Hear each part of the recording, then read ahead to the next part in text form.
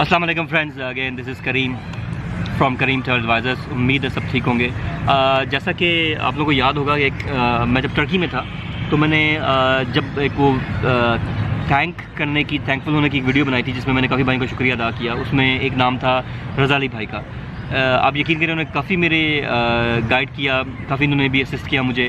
तो उस टाइम मैं टर्की में था। ये खुद टर्की माशाल्लाह 2016 से हैं और ये फिर अभी पाकिस्तान आए हुए थे, लेकिन मैं टर्की में था। इन्होंने कहा करीम भाई आप टेंशन ना लें, किसी भी चीज़ की ज़रूरत हो, कोई भी हेल्प हो तो आप मुझे बताएं। तो बल्कि इन्होंने काफ़ी मुझे गाइड भी किया। तो हालांकि मेरा इनके साथ कोई लिंक नहीं था, ये बस फेसबुक के ज़रिए, यूट्यूब के ज़रिए जैसे आप लोगों के साथ लिंक है मेरे प्यार करने वाले, और जब दुआ जब देते हैं मुझे भाई सब, ऐसे ही ये भी एक भाई उनमें से।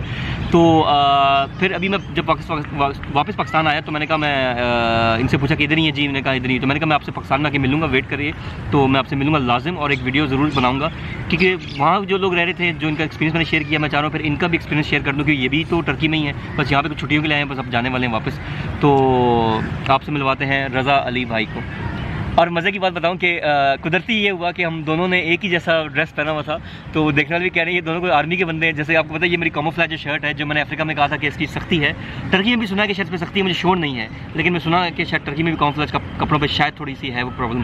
तो लेकिन जब मैं इधर इनसे मिला तो इन्होंने भी कैमोफ्लेज ही पहना हुआ है, इन्होंने बल्कि आर्मी वाली ही पहनी। मैंने कहा लगता है कोई आर्मी से जो है इनका ताल्लुक है। तो खैर रज़ा अली भाई थैंक यू सो मच। पहले तो मैं आपका शुक्रिया अदा करना चाहता हूँ कि आपने मेरी इतनी रहनुमाई की, वहाँ पे इतना असिस्ट किया मुझे, बगैर किसी लालच, बगैर किसी मतलब के। ये भी आजकल बहुत यानी कम देखने को मिलता है कि बगैर किसी लालच के। हालांकि मैंने बताया कि ना इन्होंने मुझसे को वीज़ा लिया, ना मैंने इनसे को वीज़ा लिया, ना मतलब इनका टर्की में कोई मेरा इनके साथ कोई लेन देन है, लेकिन सिवाय यकीन करें सिर्फ प्यार मोहब्बत के, खुलूस के, कोई हमारा इस तरह का नहीं था। और इन्होंने फिर भी मुझे इतना असिस्ट किया, तो थैंक यू सो मच। सबसे पहले तो मैं आपको शुक्रिया अदा करना चाह रहा हूँ। Thank you so much Raza भाई। वेलकम। अस्सलाम वालेकुम सब व्यूवर्स को।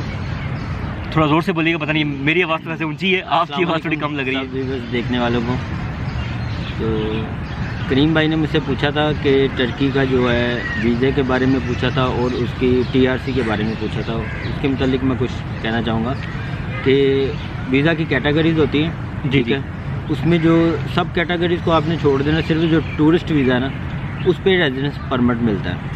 अच्छा, यानी जैसे कि बाकी कैटेगरीज होगी जैसे हम डिस्कस कर रहे थे, यानी पहले के जिस तरह के ट्रांजिट आप कर रहे हैं टर्की में, उम्रा पे वीज़ा पे लोग जाके ट्रांजिट पे जाते हैं, ऐसे ही है जी। यानी उस पर आप वो नहीं अप्लाई कर सकते अगर आप ट्रांजिट पे हैं, ठीक है। अच्छा, उसके अलावा कोई बिजनेस वीज़े पे गया है, कोई आप और कौन से एक वीज़े का नाम लिया था, एग्जीबिटर वीज़ा है, कोई इस तरह के जो भी यानी टूरिस्ट से कैटेगरी से हट के जो कैटेगरी वीज़ा होगा, तो सब भाइयों को ये बड़ी अच्छी इन्होंने इन्फॉर्मेशन दी है। अभी तक वो किसी भाई ने ये बात नहीं बताई थी कि आप टूरिस्ट वीज़ा के अलावा किसी और वीज़े पे अगर जा रहे हैं तो फिर आपको वो रेजिडेंस कार्ड नहीं अप्लाई कर सकते, ना मिल सकता है। तो काफ़ी अक्सर भाई कहते हैं जी हम उम्रा पे चले जाएं, बीच में ट्रांजिट वीज़ा ले लें, तो ट्रांजिट वीज़ा पे भी वो आप अप्लाई नहीं कर सकते, तो आपको टूरिस्ट वीज़ा ही लेके जाना चाहिए। इसके लिए तो मैं आपके लिए बहुत शुक्रगुजार हूँ क्योंकि ये बहुत एक मेन चीज़ है जो आपने हाईलाइट की है। आगे और कोई चीज़ मैंने कई केस ऐसे देखे हैं जो लोग ऐसे उम्रा वीज़ा लेके आए हैं, ठीक है, टर्की आए हैं, तो फिर उन्होंने अप्लाई किया। अप्लाई वैसे हो जाता है, वो अप्लाई तो करने में कोई भी कर लेता है, अप्लाई हो जाता है, लेकिन जब वो डॉक्यूमेंट सबमिट करते हैं ना तो फिर वो एक्सेप्ट नहीं करते, वो आपके सारे के सारे जो पैसे वो ज़ाया हो जाते हैं।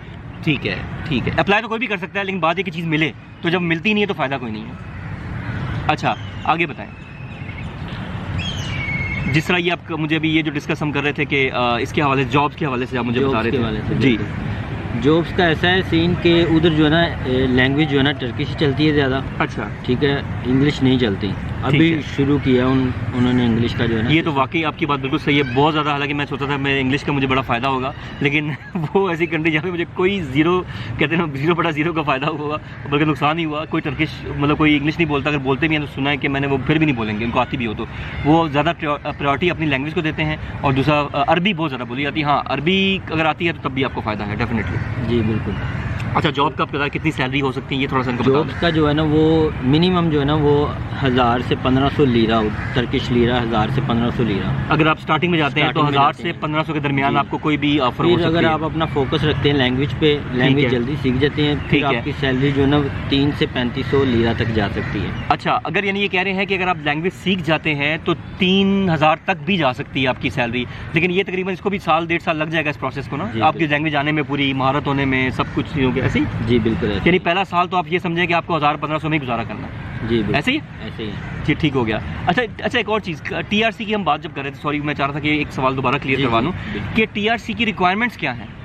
कि काफ़ी भाई ने कुछ नहीं जी, जी। बैंक स्टेटमेंट कहा, कुछ ने कुछ कहा, आपके इस हिसाब से, क्योंकि आप भी माशाल्लाह 2016 से हैं और आपके पास TRC है भी, तो जी, रिक्वायरमेंट्स क्या है उसकी? जी, जो मौजूदा दौर जा रहा है ना, जो इस वक्त जी जो ठीक है, वक्त है, जी ठीक है, उसमें ये है कि सिर्फ जो है ना रूम का एग्रीमेंट चाहिए आपको, ठीक है, ठीक है। उसके अलावा आपको इंश्योरेंस चाहिए, ठीक है, ठीक है। और एक चीज़ मैं वाज़ह तौर पे आपको बताना चाहूँगा, कई लोग ऐसे होते हैं कि इसको आप खुद भी अप्लाई कर सकते हैं अपॉइंटमेंट को, ठीक है, लेकिन वो बेहतर नहीं है मेरे ख्याल से। ठीक है, वो जो प्रोफेशनल बंदा है ना, आप उसी से करवाएं। अच्छा, उसमें ये होता है कि उसमें एक पॉलिसी नंबर होता है, इंश्योरेंस का पॉलिसी नंबर होता है, ठीक है, वो जिससे आपने अपॉइंटमेंट करवानी है उसी से आपने इंश्योरेंस करवानी है। पहले होती है इंश्योरेंस, ठीक फिर है, बाद में अपॉइंटमेंट होती है, ठीक है।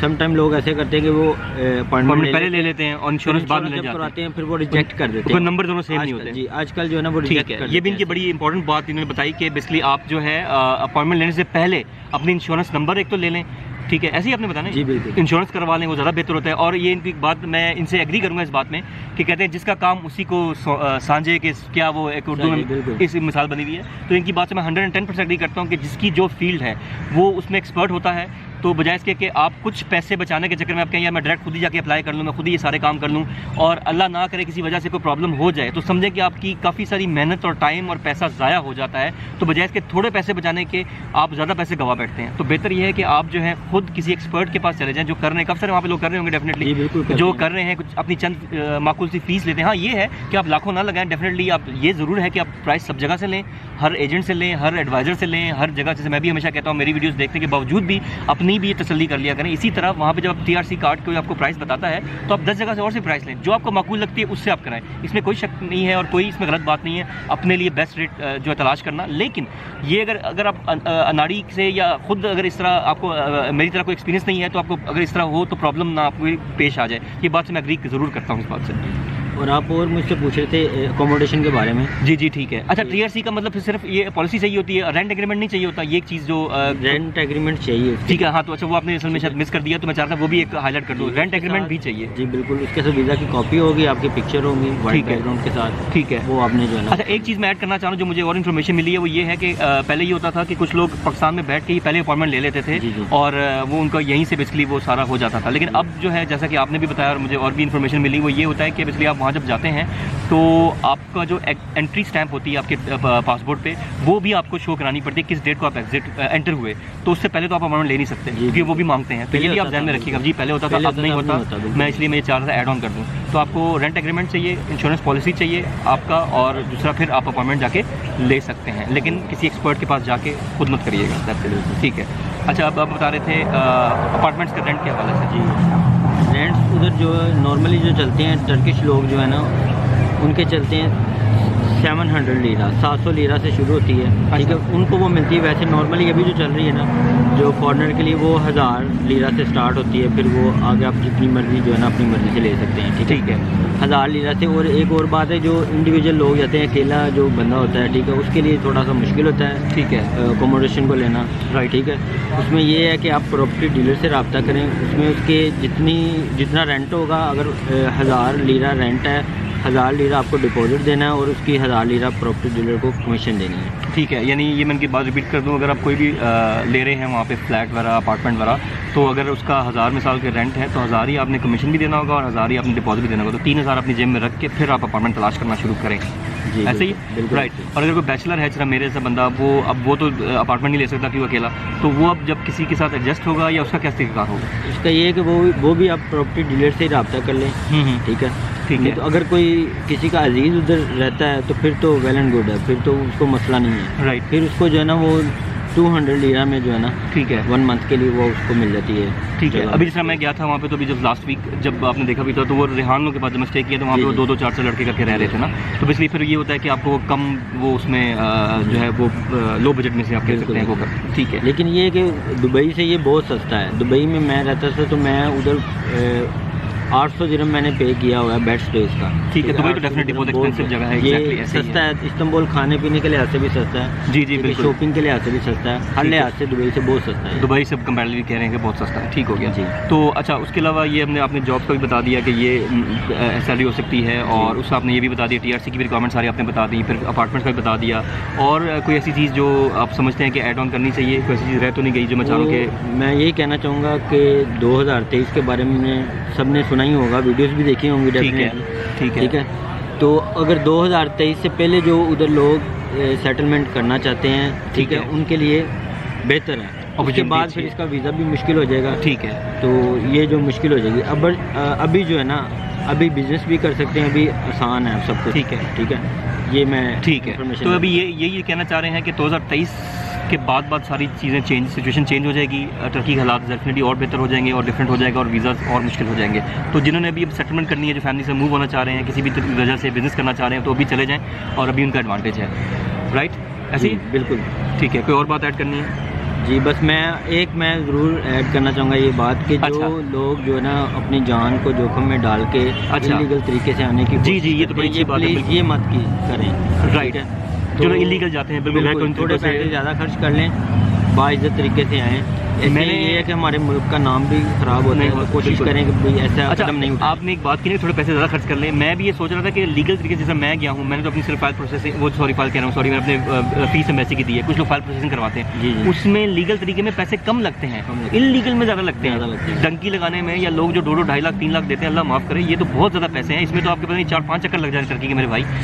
अगर आपके पास डॉक्यूमेंट्स क्लियर है तो फिर आपको पैसे जो इलीगल से भी कम लगेंगे। इलीगल से जेन्युइन काम में तो मैंने अंदाजा किया पैसे ही कम लगते हैं, काम पैसे ज़्यादा लगते ही 2 नंबर कामों में। ये तो काफ़ी सारी भाइयों को समझ भी होगी, समझते भी हैं, लेकिन अल्लाह ताला सबको हिदायत दे। तो प्रॉपर तरीके से, जैसे कि मैंने कहा, 3 माह लगते हैं स्टेटमेंट, 3 माह की स्टेटमेंट टर्की वालों को चाहिए होती है। आपके पास पैसा है 5-7 लाख, आप बैंक में रखें, 3 माह सिर्फ वेट करें, स्टेटमेंट आपकी ऑटोमेटिक रेडी हो जाएगी। NTN 2000 में ज़्यादा से ज़्यादा मैक्सिमम कोई आपको बना देगा, वो भी बन जाएगा। ये 2 चीज़ें चाहिए होती हैं आपको, और वैक्सीन इतनी ज़्यादा रिक्वायरमेंट्स है नहीं इसकी। पोलियो वैक्सीन है, लेटर है कंपनी का, जॉब आप कहीं कर रहे हैं वहाँ से जॉब लेटर ले लें, बहुत ईजी है बेसिकली की जो रिक्वायरमेंट्स हैं। कोशिश करें प्लीज़ लीगल तरीके से जाएँ और सही तरीके से, जैसा कि इन्होंने कहा, मैं भी कहता हूँ, हर आपको समझदार बंदा यही मशवरा देगा, खासतौर पर जो उधर रह रहा है या उधर से दुनिया देखी है। तो thank you so much, love you all, stay blessed. और कोई message? Thank you so much guys, thank you so much Raza भाई, आपने अपना एक्सपीरियंस शेयर किया। अच्छा, thank you so much guys, Raza भाई का शुक्रिया अगेन कि इन्होंने अपना एक्सपीरियंस शेयर किया। हम ऐसे पार्क में आए हुए थे, मैंने कहा ज़रा कोई बैकग्राउंड व्यू ज़रा डिफरेंट होना चाहिए यहाँ पे। अगर आप देखें तो मैंने अंदाज़ा लगाया कि यहाँ पे तो कपल्स अपनी वो पिक्चर्स वगैरह भी बना रहे होते हैं, और बड़ा अच्छा एक सिस्टम होता है बड़ा। तो खैर एनीवेज़ अभी हो रही है शाम, तो शाम को अब हम थोड़ा सा आगे जाएंगे कहीं खाने पीने के चक्कर में। तब तक आप हमारे लिए दुआ, सबके लिए, मेरे लिए, रज़ा भाई के लिए, सबके लिए दुआ करें जो सफ़र में है, अल्लाह ताला उनका सफ़र आसान करे, और जो अपनी मंजिलों की तरफ जा रहे हैं, अल्लाह उनकी मंजिलें जो हैं उन तक पहुँचाएँ। आमीन सुम्मा आमीन। अज़ानों का टाइम हो गया है। Thank you so much, love you all, stay blessed. तो हम चीज़ में याद रखें, मिलते हैं नेक्स्ट वीडियो में, तब तक अल्लाह हाफ़िज़।